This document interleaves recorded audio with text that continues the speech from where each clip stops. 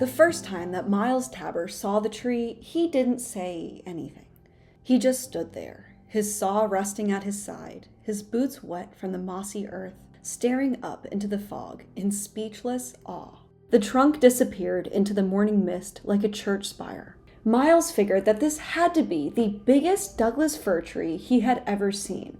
And as it would turn out, he was very right, because unbeknownst to him, this was the tallest tree on Earth.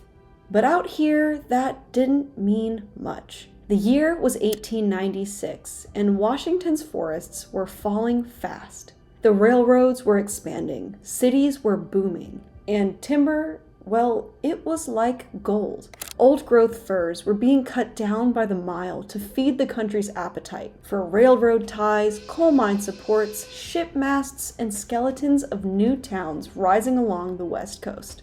At this time, conservation wasn't really on people's radar.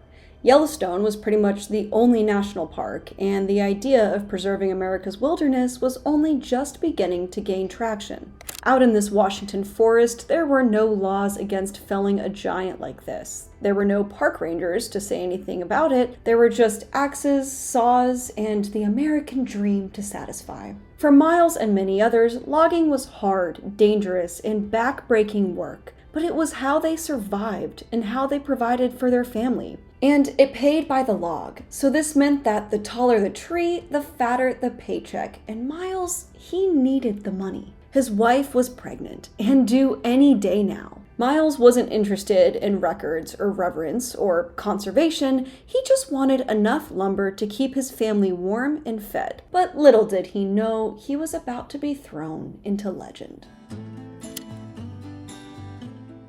Miles was part of a crew led by a man named Alfred Loop, and they had just marked that incredibly tall tree for felling. It had no name, no plaque, just tree number 9 on the felling plan for that month. It was tall and pretty darn wide, sure, but at the end of the day, it was a Douglas fir tree like all the others. Miles and his team spent long hours working the base, hacking wedges, setting springboards, and driving the saw back and forth in long, aching strokes. There were no chainsaws back then, and no shortcuts, just steel, muscle, and a whole lot of work. Miles didn't talk much while he worked. In fact, most of the men didn't. They saved their breath for the push and pull of the saw.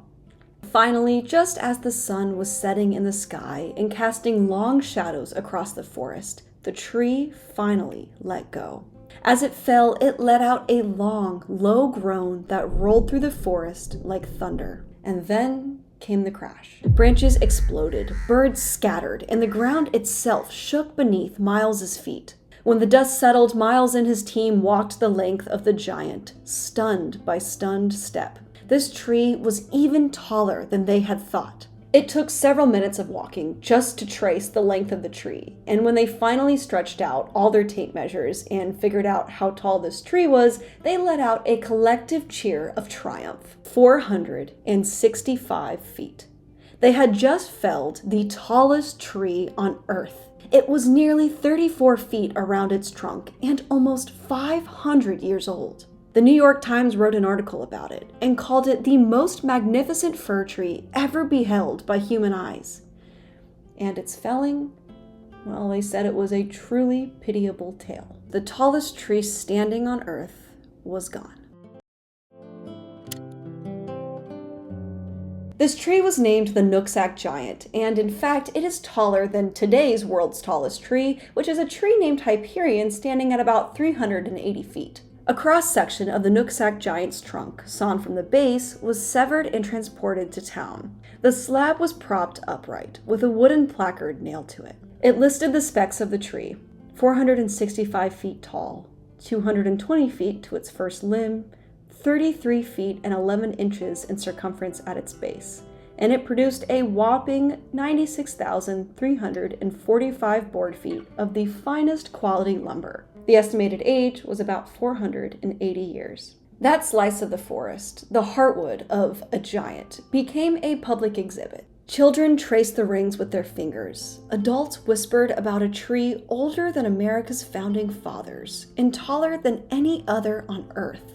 The exhibit stirred for months, possibly over a year, marking the crossroads of industry and natural wonder. Yet, as the months passed, the mood around this changed. The awe gave way to whispers of loss. Homes were framed with the tree's lumber, and the memory of this living giant faded into the backdrop of Bellingham's rapid growth. And Miles, well, he turned back to the woods. He picked up his saw, and he kept doing what he knew how to do. But as more and more time went on, there was something in his mind that he couldn't shake.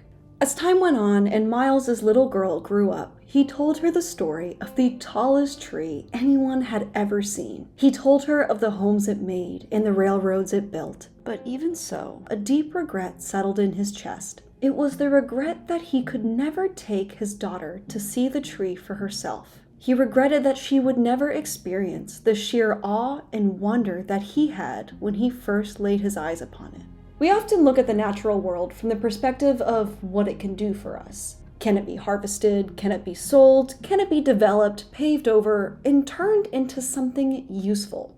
But usefulness is not always the same thing as worth. And some things are valuable simply because they are. Because they remind us that we're not the first to walk this earth. Because they don't need a purpose to justify their existence. Because their beauty, their silence, their sheer presence is reason enough. We don't look at a sunset and ask what it can be good for. We don't measure a mountain's value by how many dollars it can make. Because some things exist beyond that. Outside of profit, outside of productivity, and outside of us. Now, just as a quick note, Miles Tabor is just a character created to enhance the immersive feel of the story, but everything else that I told you, from Alfred Loop's group being the one to fell the Nooksack Giant and the story of the Nooksack Giant itself, is all based in research. And if you're interested, I'll include some links in the description box down below if you want to read more about this. If you like this video, please go ahead and hit that subscribe button down below, and I will see you in the next one.